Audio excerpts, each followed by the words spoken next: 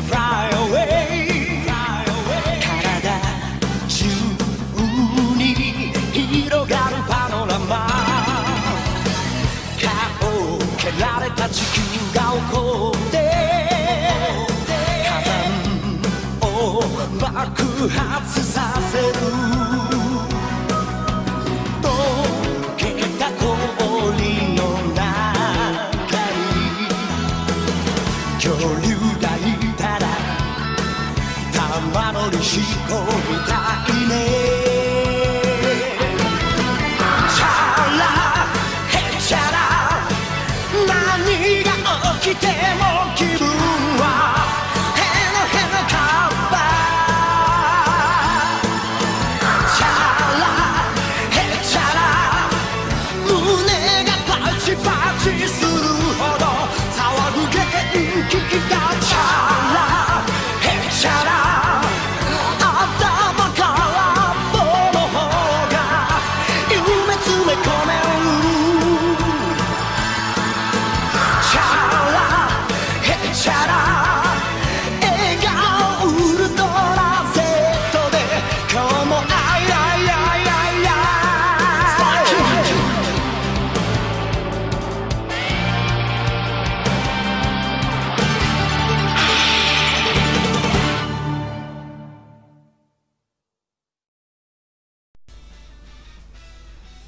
こんにちは、私のよじのお元気ですか。日本人ながら今日私はあなたの指でお敵よ。夢やドラゴンボール Z とのタイトルで私はスーパーサイヤになりたい。Salut à tous et bienvenue. Aujourd'hui on se retrouve sur mon tout premier let's play Dragon Ball Z Ultimate Tenkaichi. Alors pourquoi celui-là? Tout simplement parce que jusqu'à présent c'est le seul Dragon Ball Z où on peut créer son propre Saiyan. Alors voilà, déjà c'est juste un truc que je trouve monstrueux puisque les autres ne l'avaient jamais proposé. Et c'est vrai que quand on est tout gamin et qu'on a vécu avec Dragon Ball Z depuis tout petit, c'est sûr qu'on s'est toujours imaginé à jouer à la récré en étant Sangoku ou Vegeta ou même Bulma. Oui, non, mais je confirme, oui, certains potes voulaient jouer Bulma. Je sais pas pourquoi. Salut, c'est Bulma. Ouais, c'était un peu spécial. Bref, il y en avait. Pas moi, je vous rassure, moi c'était plus jouer Piccolo ou Yachirobe ou Boubou. Voilà, tous ces personnages-là, un peu récurrents, j'aime beaucoup. Alors, Dragon Ball Z, c'est quoi? Donc en japonais, donc c'est Dragon Ball Z, abréviation commune de DBZ. C'est une série télévisée d'animation japonaise adaptée de la franchise en fait d'Akira Toriyama, donc grand créateur de grand mangaka de plusieurs mangas, qui a fait donc Le Fils de Belzébuth et qui a aussi fait Chrono Trigger, un jeu que vous avez pu suivre, et également Dragon Quest. Dragon Quest est le nom initial à la base de Dragon Trigger, mais ça a été en fait redonné à un autre manga qui s'appelait avant Fly, mais qui a été appelé maintenant Dragon Quest. Bref, j'ai jamais compris pourquoi. Donc voilà, donc il est produit par le studio Toei Animation qui eux font également beaucoup de mangas. Il s'agit de la suite directe de Dragon Ball, peu après la fin de la série en fait. Dragon Ball, Toei Animation diffuse rapidement une seconde série, cette fois-ci nommée Dragon Ball Z. Cette série est adaptée de 26 volumes, des mangas publiés sur 42 à la base, puisque les mangas papier commencent du 1, c'est-à-dire de Sangoku en fait, quand on le découvre tout petit, jusqu'au 42, la fin de Majin Buu. Voilà, tout simplement. Donc voilà, cette série est adaptée donc, de 26 volumes de la série, est initialement diffusée au Japon sur la chaîne Fuji Television, donc le 26 avril 1989, et remplace l'heure de diffusion de son prédécesseur. Ensuite a été diffusé donc 291 épisodes de 25 minutes, 20 minutes pour la version française, jusqu'à la dernière diffusion le 31 janvier 1991. La série Dragon Ball Z en fait se différencie de Dragon Ball par son accent mis sur les combats en fait entre Sangoku et ses amis contre des ennemis toujours plus puissants et toujours plus acharnés également dans leur conquête du monde. Dans Dragon Ball, le personnage principal, Sangoku, apparaît comme un enfant surdoué des arts martiaux qui lutte contre des personnages le plus souvent sans scrupules et méchants, mais qui restent dans une certaine mesure à dimension humaine. Au sein de Dragon Ball Z, on voit plutôt à la manière d'un roman initiatique. En fait, Sangoku devenir un adulte, conquérir le cœur d'une femme et avoir des enfants. Mais on le voit surtout affronter bon nombre de nouveaux ennemis tels que Vegeta, Freezer, Cell ou encore Boo ou Ub, version japonaise. Les combats également se déroulent non plus seulement sur la Terre, mais aussi sur des planètes lointaines, notamment celle des Namek. Ensuite, voilà, chronologiquement en fait, donc Dragon Ball Z a été initialement diffusé le 26 avril 1989 au 31 janvier 1996 au Japon sur Fuji TV, comme je vous ai dit tout à l'heure. Le 5 avril 2009, Fuji TV commencera la rediffusion du Dragon Ball réédité en haute définition en une centaine d'épisodes sous le titre de Dragon Ball Kai. Donc le manga que vous pouvez voir actuellement sur la chaîne Manga et également sur Game One. Ensuite, depuis l'arrivée de la série en France, donc le 24 décembre 1990, au sein du club Dorothée. Je sais que la plupart de mes abonnés sont un peu jeunes et n'ont pas connu le club Dorothée, mais je pense aux autres qui, eux, ont connu le club Dorothée, si, comme moi, loupé la première heure de cours pour pouvoir regarder Dragon Ball Z à la télévision. Donc, je crois que c'était juste après Olivier Tom ou enfin Captain Tsubasa ou un autre. Mais voilà, je fais partie de cette enfance Club Dorothée. Je trouvais ça pas de pitié également pour les croissants, les musclés, Bernard Minet. C'était vraiment ma génération. Et la plus belle des générations cette année. Enfin voilà, maintenant on a la génération Kikulol. Et c'est vrai que la génération Club Dorothée, c'était pour moi la meilleure génération. Puisque regardez ce que je suis devenu, tout simplement. Donc voilà, donc depuis l'arrivée de la série, donc le 24 décembre 1990, donc voilà, ça va faire 22 ans maintenant que Dragon Ball Z a été diffusé sur TF1, au sein du Club Dorothée. Donc AB, le groupe propriétaire des droits, ne mettait à disposition du public que la version française est censurée. Donc forcément, on avait des épisodes plus longs et surtout des épisodes très gnangnang, comme le lendemain en fait de la défaite de Cell, Sangohan se balade tout simplement en volant, donc en étant Super Saiyan, et sauve une petite fille de la rivière. Oui, mais je vous rassure, ça a pris un épisode entier pour sauver la gamine. C'est un Super Saiyan. Putain, si moi j'étais un Super Saiyan, je mettrais pas un épisode pour aller la sauver, la gamine, quoi. Je mettrais 3 secondes, puis hop, on n'en parle plus, quoi. Enfin bref, un peu déçu par rapport à ça, mais bon. Maintenant, avec la réédition, donc Dragon Ball Kai, c'est vrai que des épisodes moins gnangnang et moins longs sont présentés, puisque avant l'épisode, le fameux il te reste 3 minutes avant la destruction de la planète Namek, dit par Freezer, durait à peu près 5, 6, 7, voire même 9 épisodes, alors que maintenant il n'en a plus que 4.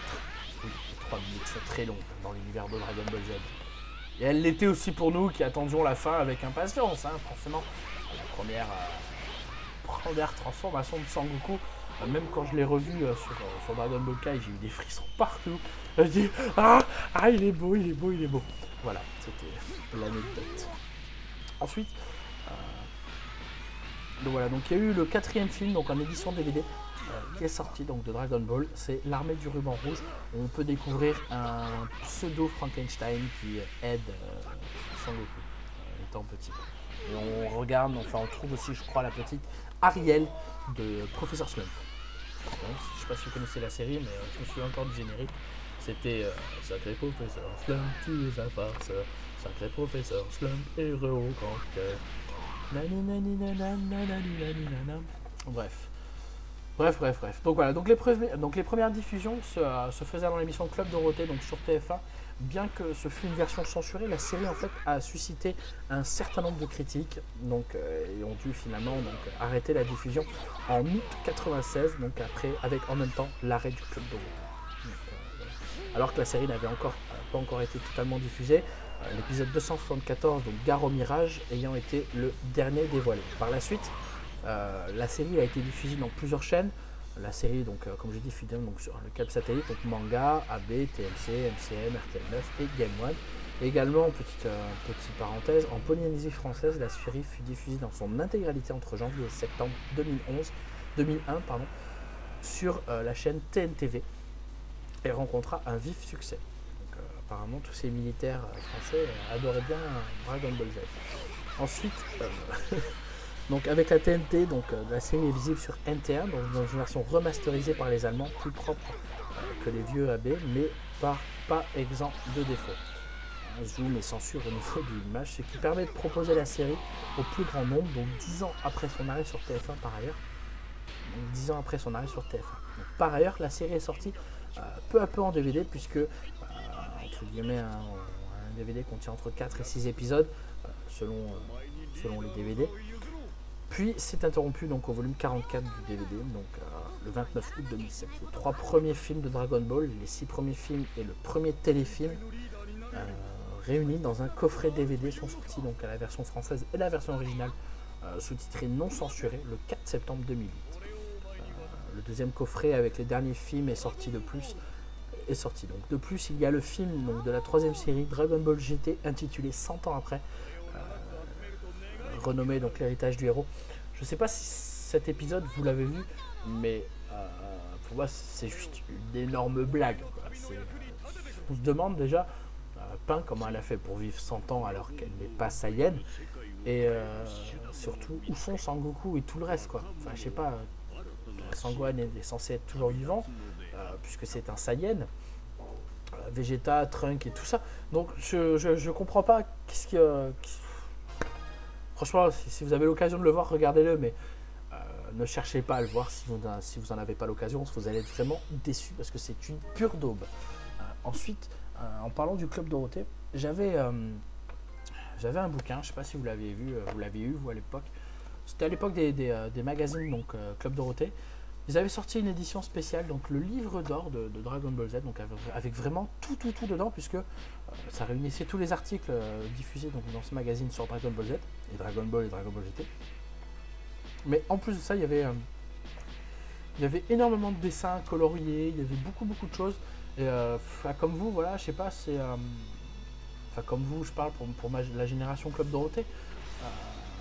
Voilà, le personnage pour nous le plus facile à dessiner, c'était Vegeta. C'était vraiment pas compliqué. Vegeta, tout simplement, c'était lui le plus facile à dessiner, puisqu'il y avait un gros M sur sa tronche.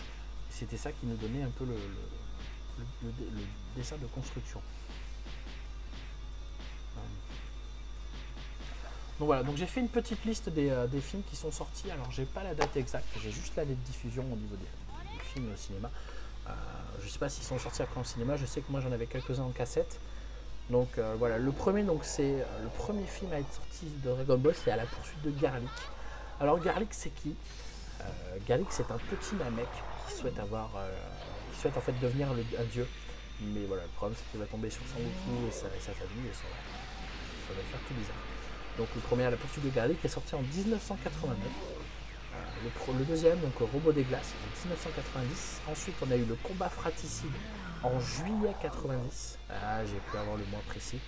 Ensuite on a eu la menace de Namek en 1991. La revanche de couleur en 1991 également. Puis 100 000 guerriers de métal en 1992. Alors ce film, je l'ai juste trouvé magnifique parce que même s'il est vieux, même s'il est un peu usé au niveau de l'image, l'histoire est géniale. Mais j'ai vraiment aimé en fait. Voilà, Sangoku et Vegeta débarquent sur une planète et un métal couleur qui à la base était dans le premier, dans la revanche de couleur en fait, était le frère de Freezer. Et on le retrouve en métal avec dirigé par un certain professeur. C'est pas exactement le nom, je me souviens pas sur lui. Mais voilà, et donc déjà le premier couleur était très difficile à battre, mais alors là en plus il y en a 100 000. C'était juste incroyable quoi. Donc non franchement l'histoire est très belle, moi j'ai adoré. Ensuite on a Broly, le super guerrier, donc en mars 93. Paragus, le père de Broly, descend en fait sur Terre pour demander de l'aide à Sangoku et Vegeta pour pouvoir contrôler son fils. Tout simplement en fait, c'est un piège tout simplement pour que Broly en fait puisse affronter Sangoku et Vegeta pour voir qui est le fameux guerrier millénaire. Donc il n'y a pas photo, c'est Broly, hein, ça c'est clair. Broly ne reste pas mon personnage préféré parce que comme Trunk, quand il développe ses muscles, il est très lent. Mais voilà, une fois qu'il tape, après il lâche plus, quoi. Il est très puissant, mais bon, très lent. C'est mon souci en fait dans le jeu. Ensuite on a les mercenaires de l'espace, avec toujours avec l'armée du ruban rouge, puisque là c'est donc Bojack et sa clique qui est engagé par l'armée du ruban rouge pour pouvoir détruire Sangoku, Sangohan et mais bon, pas mal. Très bonne histoire aussi. J'ai apprécié. Ensuite, on a les Rivaux Dangereux en 94, l'attaque de Super Warrior en juillet 94 également, Fusion en mars 95, l'attaque du dragon alors Fusion en 95, je pense que c'était le film, je suis pas sûr hein, parce que j'ai pas été voir, mais je pense que c'est le film avec Janemba qui s'attaque tout simplement, et c'est la première fusion qu'on voit en fait entre Sangoku et Vegeta sans les Potala, tout simplement. Donc oui, après voilà, il y a plusieurs termes hein, pour ça, il y en a qui appellent les Potara, d'autres les Potala. Le vrai nom hein, qui donne au Japon, c'est les Potala, tout simplement. Les Potala, oui, oui. Donc après l'attaque du dragon, je pense que c'est le film avec Tapion et Hildegarde où Sangoku en fait se transforme en troisième transformation, donc avec les cheveux longs, et fait l'attaque du poing du dragon. C'est sûrement ça, je suis pas sûr. Et ensuite on a donc le dernier qui est sorti pour le moment, que j'ai adoré. C'est Salut Sangoku et ses amis sont de retour. Donc ça se passe quelques jours après la défaite de Buu. Après la défaite de Buu, où forcément on doit tout reconstruire. Et voilà, non, j'ai trouvé cet épisode vraiment sympa, puisqu'on découvre un peu plus sur la vie de Vegeta, hein, là on le voit, en fait, on voit son frère, je me souviens plus de son nom, mais on rencontre son frère qui vient à l'aide, enfin qui demande de l'aide à son frère pour pouvoir l'aider, tout simplement. Ensuite, on a le prochain que j'attends depuis 2008, en fait, depuis que le dernier est sorti.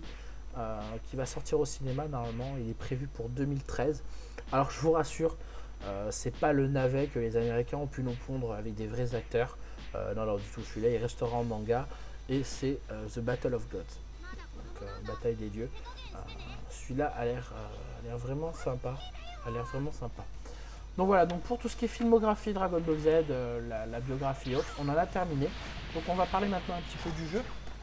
Oui, comment meubler 20 minutes de son temps. Merci Wikipédia. Donc voilà, donc toutes ces infos sont disponibles également sur Wikipédia. Bien d'autres sont complémentaires, mais j'ai vraiment pris l'essentiel pour que vous puissiez un peu vous cibler, vous, la génération Kikoulol. C'est pas méchant, au contraire, c'est vraiment pour vous cibler à vous. Et voilà, si vraiment j'avais voulu parler de la génération Club Dorothée, j'aurais dit génération Club Dorothée, tout simplement. Donc voilà, donc là en fait on est dans le mode avatar, c'est-à-dire qu'on peut créer son propre Saiyan. Comme vous avez pu le voir, j'ai affronté Jinyu au premier combat. Alors c'est le début de l'histoire tout simplement, en fait on est un petit Saiyan. On ne sait pas encore qu'on est Saiyan, mais on est un petit garçon qui souhaite sauver le monde. Et pour ça, part à la recherche, en fait, essaye de trouver la menace. En cours de chemin, il rencontre le commandant Jinyu, qui lui apprend qu'il existe des boules de cristal, donc qui vont lui permettre de nettoyer un peu ce monde de brutes. Et à partir de ce moment-là, va tomber donc sur plusieurs personnages de l'histoire. Donc là, on a vu un petit Cell. Également, juste avant, on a pu voir ma superbe branlée que j'ai pu prendre face aux gorilles. Alors, comment vous expliquer? Les gorilles, c'est des personnages très difficiles à battre puisque ça se passe en plusieurs séquences, un peu à la God of War. C'est-à-dire en premier temps, on évite, on tire, on évite, on évite.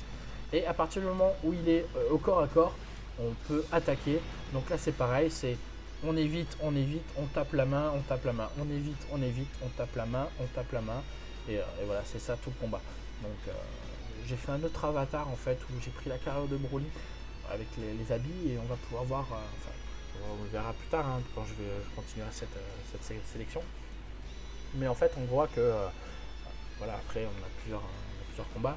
Là j'ai toujours pas de radar tout simplement parce que c'est le début de l'histoire et que le radar je ne l'aurai que plus tard, puisque je l'aurai après le combat entre C16 et C17 que je vais affronter incessamment sous peu. Donc voilà, ne vous inquiétez pas, on peut faire le tour du monde, pas en 80 jours, mais en une demi-heure, allez, 5 minutes, même pas, 5 minutes. Voilà, donc après, des petits objets sont disposés un peu partout sur la map, donc on peut avoir, on peut débloquer des coupes de cheveux, des habits, des tenues, et c'est super sympa, c'est super original. Après c'est sûr quand on a la je vais y arriver hein. Quand on a le radar, c'est sûr c'est plus facile.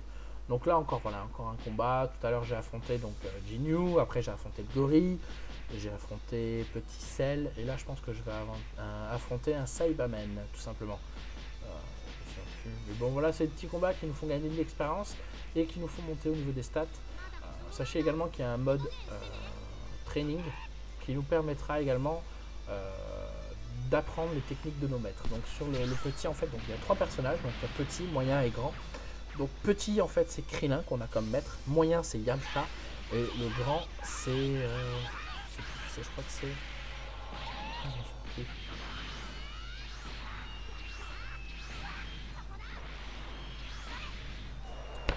c'est 16, voilà, je m'en souviens, c'est 16, c'est moi du blanc. Donc voilà, c'est du point to click, hein, tout simplement, c'est facile pour le moment parce que c'est le début du jeu. Après ça, c'est plus dur avec les gorilles.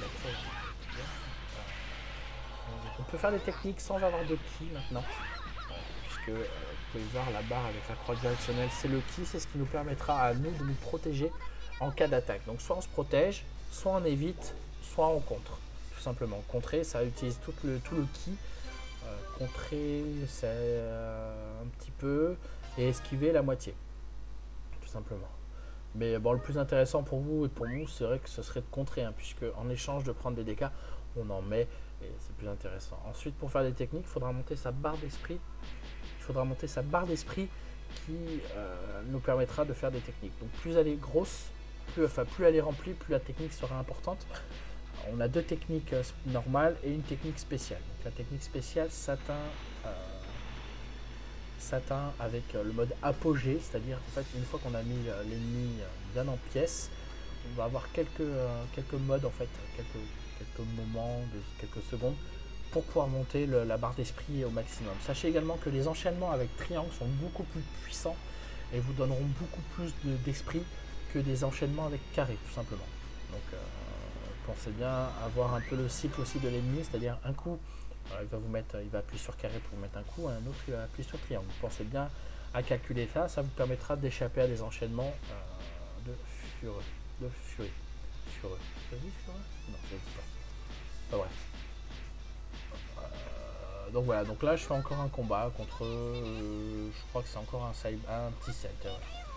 Donc voilà, encore un combat petit sel qui va se terminer très très vite, aux petits oignons. Facile. Donc voilà, donc écoutez les amis, je vous remercie d'avoir suivi cet épisode et d'avoir pris un peu plus de connaissances sur cet univers qui nous est cher, hein, donc l'univers de Dragon Ball. Et sur ce, je vous dis au revoir sur ces quelques mots en japonais évidemment, puisque je parle couramment le japonais. Merci à Google Translate pour ces petits mots. Kore wa watashi wa anata ni hijou ni tanushii ori de shitsu o negata. To watashi wa tashi ni shitago mo sukoshi me ni shishite itadaki arigato gozaimasu. Allez, ciao ciao tout le monde, on se retrouve pour la prochaine.